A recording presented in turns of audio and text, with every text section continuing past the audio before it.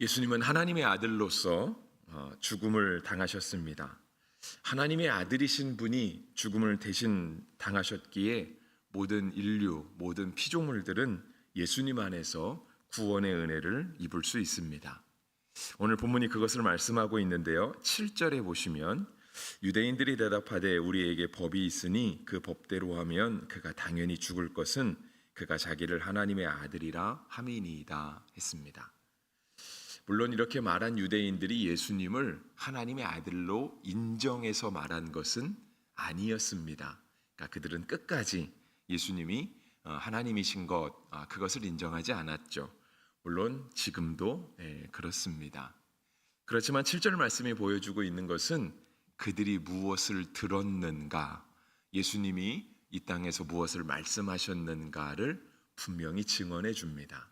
그러니까 유대인들이 믿던 안 믿던 그들은 예수님을 통해서 예수님이 하나님의 아들이라 하는 말을 들었습니다. 그러니까 지금 그것을 들었다라고 하는 이유로 책잡아서 예수님을 신성 모독으로 해서 죽이려고 하고 있는 것이거든요. 마치 오늘날의 세상과 똑같은 것 같습니다. 오늘날의 세상도 예수님을 믿던 믿지 않던 예수님이 하나님의 아들이다라고 하는 그러한 복음의 이야기는 듣고 있는 것 같습니다. 다만 그들이 마음의 강팍함으로 인정하지 않을 뿐이죠. 세상 사람들은 그런데 오늘 우리 성도는 어떤가? 우리도 한번 돌아보면 좋겠습니다. 우리는 분명히 예수님이 하나님의 아들이신 것을 믿음으로 고백합니다. 그리고 그 하나님의 아들이신 예수님의 죽음으로 우리가 구원을 받았다라고 하는 것도 인정하고요. 그렇게 찬양도 하고 그렇게 예배도 합니다. 그래서 우리가 기도할 때에도 예수님의 이름으로 기도하기도 하죠.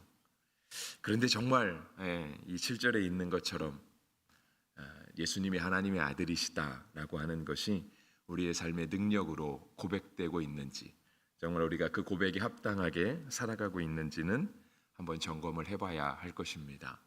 우리가 머리로는 알고 있지만 입으로는 고백하지만 실제로 이 우리의 고백대로 살아가지 못한다라고 한다면 우리도 역시 유대인들과 크게 다르지 않기 때문에 그렇습니다. 우리도 듣기는 들은 거예요. 우리도 말은 하고 다니는 거예요. 하지만 믿지는 않는 것이죠. 오늘 본문엔 빌라도가, 그러니까 당시 유대인의 총독이었던, 그러니까 유대인들을 다스리고 있었던 로마의 관리, 로마의 총독이라고 하는 굉장히 높은 고위 관리자가 주인공으로 등장합니다. 그래서 19장 1절부터 볼 때도요, 시작하는 단어가 이에 빌라도가라고 하면서 빌라도를 등장시키죠. 우리가 매주 고백하는 사도신경에도 예수님 말고 하나님 말고 성령님 말고 등장하는 유일한 인물이 있다라고 한다면, 유일한 사람이 있다라고 한다면 이 빌라도가 등장을 합니다. 빌라도는 참 안타까운 인물이라고 말할 수 있겠습니다. 그러니까 지금까지도 2000년이 지난 지금까지도 예수님을 십자가에 못 박히도록 넘겨준 사람으로 사도신경에 등장할 정도로 그렇게 안 좋은 인물, 안타까운 인물로 등장하기 때문에도 그렇고요. 오늘 본문이 또 내일까지 이어지는 본문이 빌라도의 그런 모습을 보여주고 있습니다.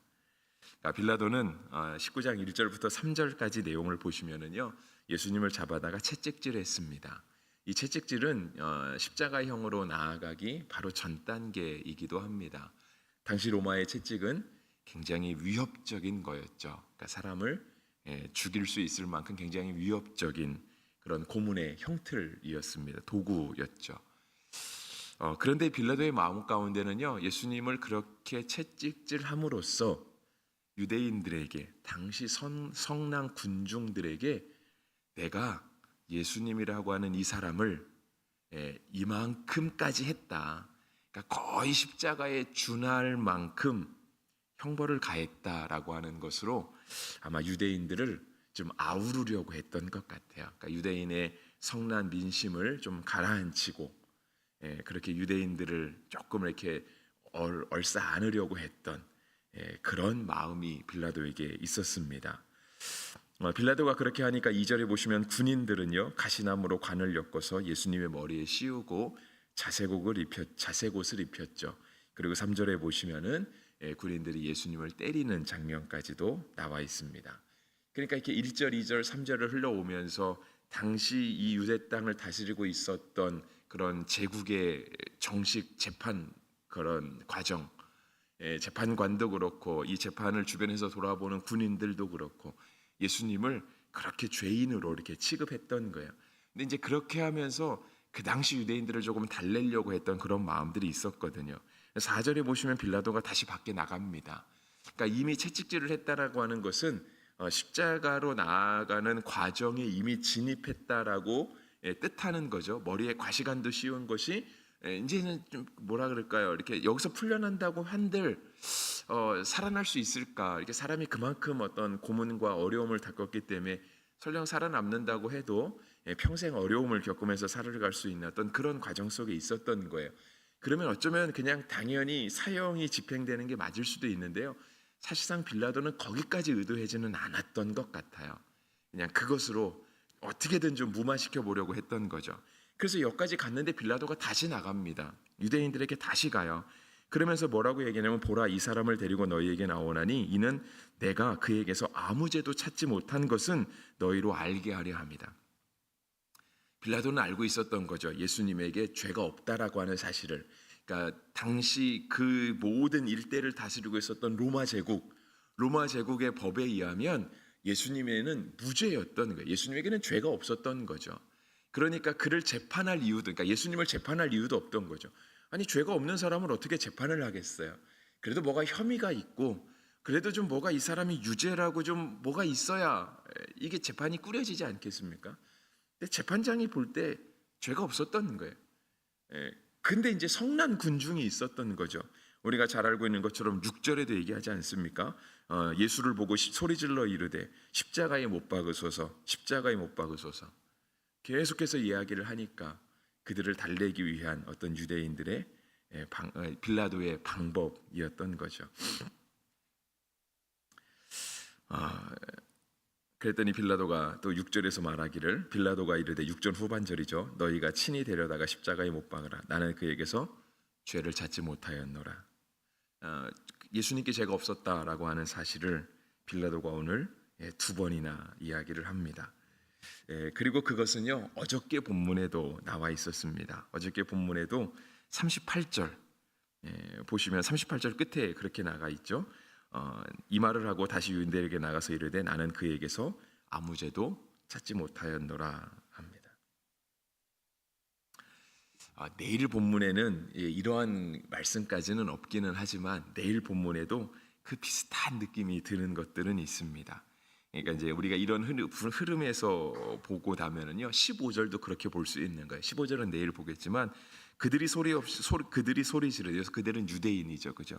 유대인들이 계속해서 소리 지르면서 우기는 거예요. 없이 하소서, 없이 하소서. 그를 십자가에 못 박게 하소서.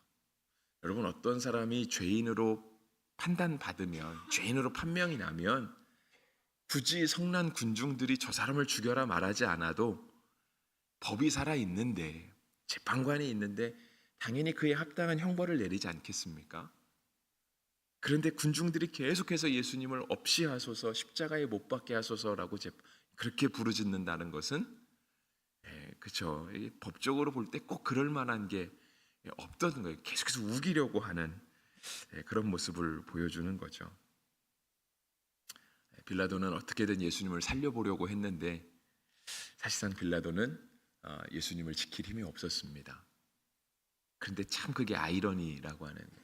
왜냐하면 빌라도가 누구냐면 그 당시 유대 땅을 다스리는 총독이에요. 이 유대 땅은 그 당시 로마라고 하는 당시 최강 대국이 전 세계를 지배하면서 그냥 다스리는 한 작은 지역에 불과했거든요. 그러니까 로마라고 하는 이 제국의 중심에서 보면 이 유대인들 이스라엘 땅은요 진짜 아무것도 아니었던 거예요. 너무 초라한 땅인 거죠. 너무 소수민족이었던 거예요. 근데 그러한 땅에 로마의 관료가 왔어요. 총독이 부임을 했어요. 그것도 로마의 군인들과 함께 있었거든요. 근데 그런 빌라도가, 막강한 권한을 가진 빌라도가 죄 없는 한 사람을 살릴 만한 능력이 없는 거예요. 이게 너무 아이러니하지 않습니까? 너무 이상하지 않나요? 그런 거 보면 사실상 세상의 법을 지키는 힘도 사람에게는 없는 거죠. 그러니까 우리가 세상에서 무언가를 이룰 만한 능력도 사실상 사람에게는 없는 거예요. 사람은 굉장히 연약한 존재인 거예요. 그러니까 세상에서 뭘 이룰 만한 힘도 없고요. 하나님 앞에서 믿음을 지킬 만한 힘도 없고요. 사실상 사람은 뭔가를 굉장히 가진 것 같기는 하지만 실제로 그걸 가지고 무엇을 할 만한 능력이 제대로 없다라고 하는 거죠. 그렇다고 하면 반대로 우리는 주님을 다시 생각할 수 있게 되는 거예요. 그러면 정말 사람이 이 땅에서 사람답게 살아갈 수 있는 힘, 정말 사람이 이 땅에서 어떤 세상 법을 이루는 것은 물론이고 이 땅에서 하나님의 뜻을 이루며 살아갈 수 있는 힘과 능력은 오직 예수님께밖에 없다라고 하는 것을 다시 깨닫게 되는 거죠. 오늘 본문도 그거를 얘기하고 있어요. 그러니까 빌라도가 예수님을 살리려고 했어요. 근데 유대인들이 계속해서 소리 지르면서 자꾸 죽이라고 하는 거예요. 빌라도가 나는 거기서 죄를 찾지 못했다. 너희가 데려가서 마음대로 해라. 유대인들이 우리에게 법이 있습니다. 우리 법대로 하면 예수는 죽어야 됩니다. 그랬더니 9절 말씀, 8절 말씀입니다. 8절 말씀. 이러한 환경 속에 겁을 먹는 사람은 누구냐면 도리어 빌라도가 겁을 먹습니다. 8절에 그렇잖아요. 빌라도가 이 말을 듣고 더욱 두려워하여. 여러분, 빌라도는 겁을 먹을 만한 존재가 아니에요. 아까도 말씀, 그는 제국의 총독이라니까요. 로마의 군인을 다스릴 수 있는 지위가 아니에요. 왜 빌라도가 겁을 먹겠어요? 빌라도는 겁먹을 하나도의 이유가 없어요. 근데 되어지는 모든 상황 속에 도리어 빌라도가 두려움을 느끼는 거예요. 그래서 빌라도가 예수님을 다시 부릅니다. 9절, 다시 관정에 들어가서 예수께 말하되 너는 어디로부터냐 하되 예수께서 대답하여 주지 아니하시는데요. 다시 예수님께 간 거예요. 도대체 누구냐는 거죠. 도대체 당신은 누굽니까? 내가 당신을 살리려고 하는데 어떻게 사람들이 자꾸 당신을 죽이려고 합니까? 근데 그냥 그렇게 죽이던 살리던 그 권한이 있는데 빌라도가 도리어 두려워하는 입장 속에서 예수님께 가서 묻는 거예요. 당신은 누굽니까? 근데 예수님이 아무 말씀도 안 하시는 거죠. 답답한 건 빌라도예요. 10절, 빌라도가 이르되 내게 말하지 아니하느냐? 내가 너를 놓을 권한도 있고 십자가에 못 박을 권한도 있는 줄 알지 못하느냐? 맞아요. 빌라도에게 이런 권한이 있어요. 근데 빌라도는 그 어떠한 권한도 행사할 만한 힘이 없어요. 실제로는 놓을 권한도 있고 십자가에 못 박을 권한도 있지만 빌라도는 지금 예수님을 놓지도 못하고 십자가에 못 박히지도 못하고 말로는 능력이 있다고는 하지만 실제로는 아무런 능력이 없는 모습을 보고 있는 거죠. 아무것도 행할 수 있는 능력이 없을 때, 세상의 고위 관료도 그 어떠한 것도 행할 수 있는 능력이 없을 때 11절은요 이 땅의 진정한 통치자가 누구인지를 보여주고 있어요. 11절 말씀 보시겠어요? 예수께서 대답하시되 위에서 주지 아니하셨더라면 나를 해야 할 권한이 없었으리니 그러므로 나를 내게 넘겨준 자의 죄는 더 크도다 하시니라. 세상의 권력은 로마라고 하는 제국에서 나오는 것이 아니라 황제라고 하는 통치자에게서 나오는 것이 아니라 세상의 모든 권력과 다스리는 그 힘과 권한은 오직 하나님께로부터 나온다라고 하는 거예요. 예수님이 말씀하시잖아요. 위에서 주지 아니하시면 권한이 없다. 실제로 빌라도는 권한을 가지고 있었어요. 10절과 같은 권한을 가지고 있었지만 그거를 행할 능력이 없었죠. 그래서 예수님은 이 땅의 참된 통치자는 로마가 아니라 빌라도 너가 아니라 오직 하나님이시다, 주님이시다라고 하는 것을 보여주고 있습니다. 우리도 간혹 빌라도와 같은 위치에 놓일 때가 있습니다. 아까 설교 서두에도 말씀드렸던 것처럼 그랬잖아요. 그러니까 7절 말씀, 그는 자기를 하나님의 아들이라 했다라고 하는 유대인의 고백, 말로는 말하지만 실제로는 믿지 않는 사람들, 그게 유대인들이었어요. 유대인들에 반해서 빌라도는요 권한을 가지고 있다고는 했지만 사실상은 권한을 행사할 수 있는 힘도 없었던 거죠. 그러니까 실은 법대로 하려고 했지만 법을 지킬 수 있는 힘이 그에게는 없었던 거예요. 우리도 간혹가다 그런 처지에 놓일 때가 있다라고 하는 겁니다. 아마 오늘을 살아가시면서도 그런 상황을 만나게 되지 않을지 모르겠습니다. 그러니까 실제로는 하나님의 법대로 살려고 하지만, 실제로는 의롭게 살려고 하지만, 실제로는 무언가를 이루면서 오늘 우리에게 주어진 사명을 감당하고 하루를 헛되지 않게 보내려고 그렇게 시간도 활용하고 능력도 활용하려고 하지만 실제로 제대로 살아가지 못할 때가 있다라고 하는 거예요. 특별히 그리스도인으로서, 특별히 신앙인으로서 그렇게 살아가지 못하는 그런 처지에 놓일 때가 있다라고 하는 겁니다.